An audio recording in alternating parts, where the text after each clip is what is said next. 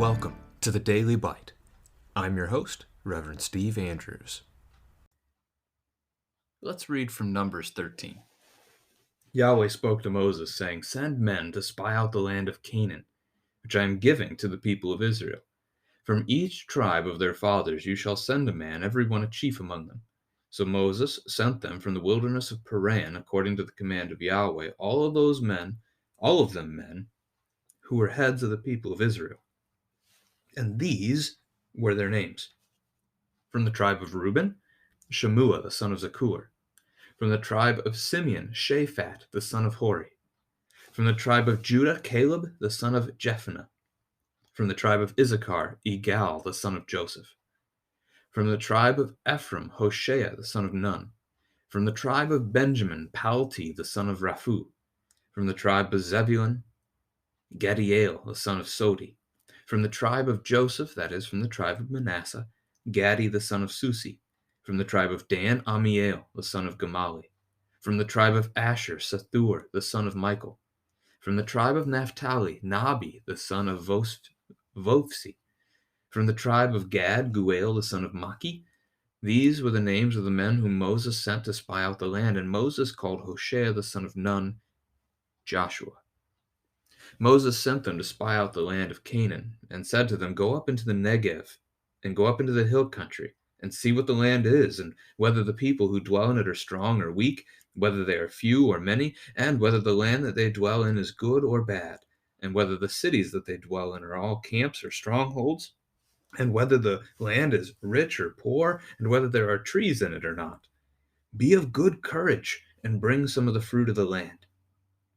Now the time was the season of the first ripe grapes. So they went up and spied out the land from the wilderness of Zin to Rehob, near Lebo-Hamath. They went up into the Negev and came to Hebron. Ahiman, Sheshai, and Talmai, the descendants of Anak, were there. Hebron was built 7 years before Zon in Egypt.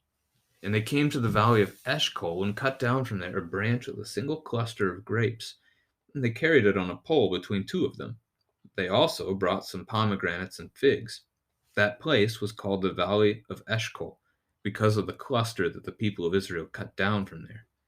At the end of 40 days, they returned from spying out the land, and they came to Moses and Aaron and to all the congregation of the people of Israel in the wilderness of Paran at Kadesh. They brought back word to them and to all the congregation, and showed them the fruit of the land. And they told him, "We came to the land to which you sent us. It flows with milk and honey, and this is its fruit. However, the people who dwell in the land are strong, and the cities are fortified and very large. And besides, we saw the descendants of Anak there. The Amalekites dwell in the land of the Negev, the Hittites, the Jebusites, and the Amorites dwell in the hill country, and the Canaanites dwell by the sea and along the Jordan." But Caleb quieted the people before Moses and said, "Let us go up at once and occupy it, for we are well able to overcome it." Then the men who had gone up with him said, "We are not able to go up against the people, for they are stronger than we are." So they brought to the people of Israel a bad report of the land that they had spied out, saying, "The land through which we have gone to spy it out is a land that devours its inhabitants, and all the people that we saw in it are of great height. And there we saw the Nephilim, the sons of Anak, who come from the Nephilim. And we seemed to ourselves like grasshoppers, and so we seemed to them." This is the word of the Lord. A couple of things about the text today. First is the note that the account of the 12 spies that we have here is a familiar Sunday school account for most families. So this is one that your children have interacted with before, most likely, but you get to share this with them some more and go into depth with them on the text. The second thing is we're going to jump into the beginning paragraph. Again, you got all these names. You can feel free to review the names with your kids.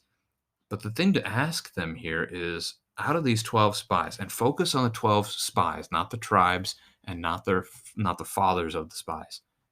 So you might have to read through it a second time, just highlighting the 12 spies' names alone. Which of those 12 names do you recognize? My guess is they'll only recognize 2 of them. And the question becomes, why just those 2? And the 2 names are going to be Caleb and Joshua. Joshua has been assisting Moses already, and Joshua is the one that Moses sends along as the representative of his own tribe. He's listed as Hoshea in verse 8, but verse 16 is what helps us identify that it's actually Joshua. And then Caleb.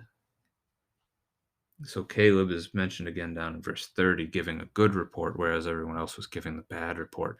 We're going to see more of this tomorrow in chapter 14, as we see Joshua and Caleb both again take the stand on the Lord's side of this thing.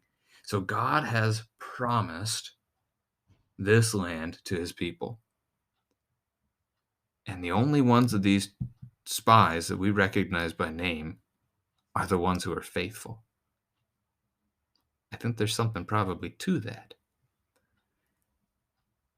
Keep the promise in mind. Now, the distance here, they're traveling from Paran, and they're going to go up into the land that we would now know and call Israel today. And the city of Jerusalem would be from the wilderness of Paran, depending on where they are in that wilderness, roughly 140 miles or so. And I don't know from the description of where they go, which is in verse 21 and 22 and 23.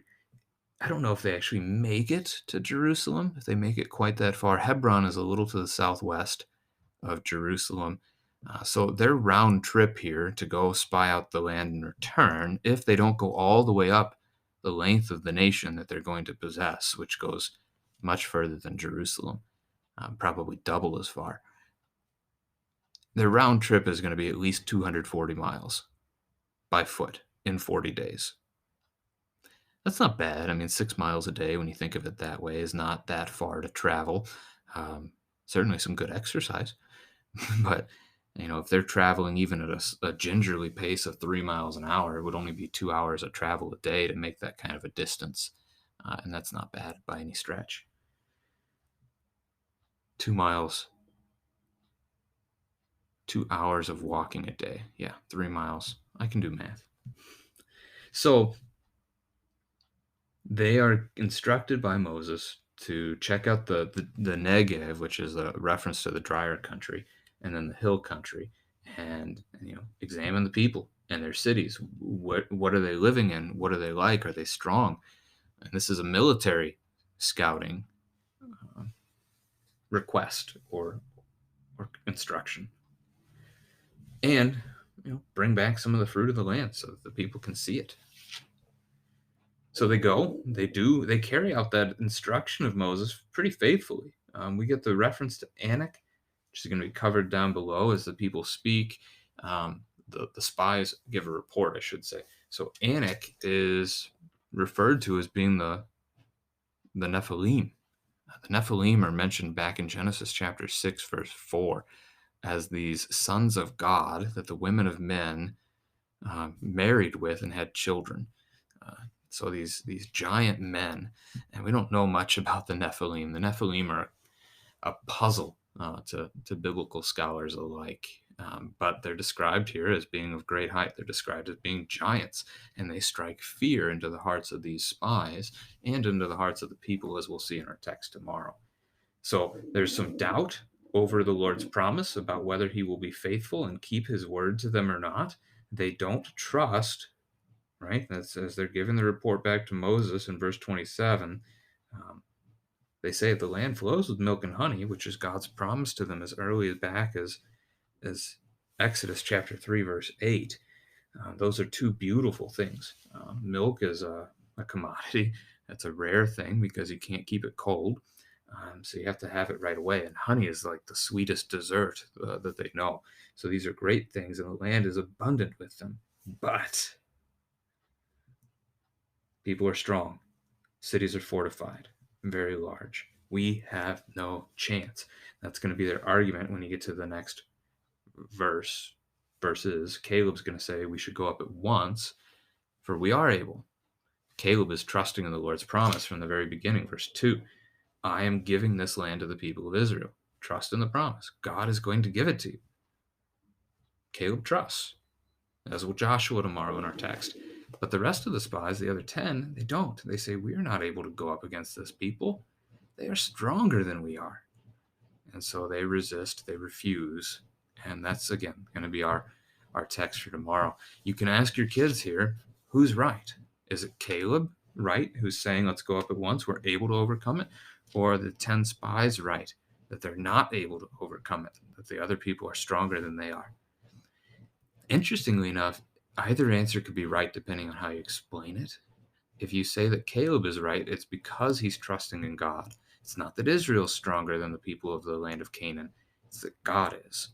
If you take the side of the 10 spies, saying that, those people are stronger than we are, we're not able to go up against them. If you say that they're right, it's because it's not what they mean. They're not right in the way they mean it. But on the surface level, their words are correct. The people of Israel are not able to overcome the Canaanites. But again, God is, and God is faithful. He's promised, and he will do it.